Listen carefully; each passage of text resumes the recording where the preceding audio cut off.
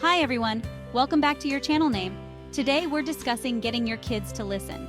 Effective communication is the foundation of a happy household. Kids come with their own personalities. Sometimes those ways clash with ours. We gotta be the guides. So, buckle up for practical wisdom and strategies to bridge the communication gap. Let's get started. All right, folks, let's get real for a minute. How many times have you told your kid to do something, only to find them doing the exact opposite? It's like talking to a brick wall sometimes, isn't it? We gotta make it crystal clear for them. Use simple, straightforward language that leaves no room for misinterpretation. And remember the power of eye contact. Kids crave connection. They want to feel seen and heard. Now, let's talk about boundaries. Boundaries create a safe and structured environment where your kids can thrive. Think of it like building a fence around a playground. It's there to keep them safe while they have fun. So, how do we set effective boundaries? Be crystal clear about the rules and explain the why behind them. When kids understand the reasoning, they're more likely to follow. They're learning valuable life lessons about respect, responsibility, and consequences. Kids will test limits, but consistency teaches them to respect boundaries. Let's be real, folks. Nobody responds well to constant negativity. Imagine if all you got at work was criticism. You'd quickly lose motivation, right? Well, it's the same for kids. Positive reinforcement is powerful. Focus on the good, catch your kids doing something right. Even small gestures deserve recognition.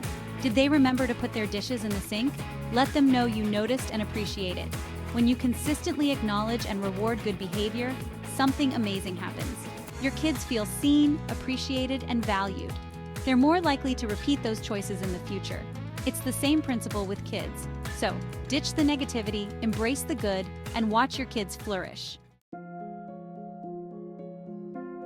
We've all heard the saying, "Do as I say, not as I do."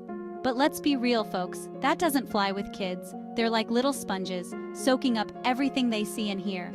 If you want your kids to listen to you, to respect you, you gotta walk the walk. It's about being a role model, embodying the values and behaviors you want to see in them. They're learning from your every move, internalizing your values, and mimicking your behaviors. Because at the end of the day, the most powerful lessons you teach your kids are the ones you live, not the ones you preach. Let's talk about consistency, folks.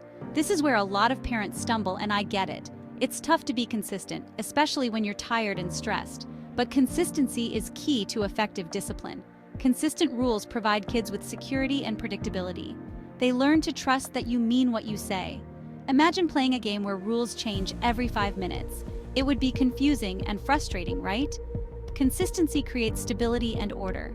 Show your kids that your word means something. Remember, consistency allows room for grace and understanding. Effective communication, setting clear boundaries, using positive reinforcement, leading by example, and being consistent. These are the pillars of raising respectful, responsible, and well-adjusted kids. It takes effort, patience, and a whole lot of love. But trust me, the rewards are immeasurable. You're laying the foundation for a lifetime of love, connection, and mutual respect. Parenting is a journey, not a destination. Host. And that's it for today's video. Remember, effective communication and a positive approach can make a world of difference. Don't forget to subscribe for more parenting advice and tips. Thanks for watching, and see you next time.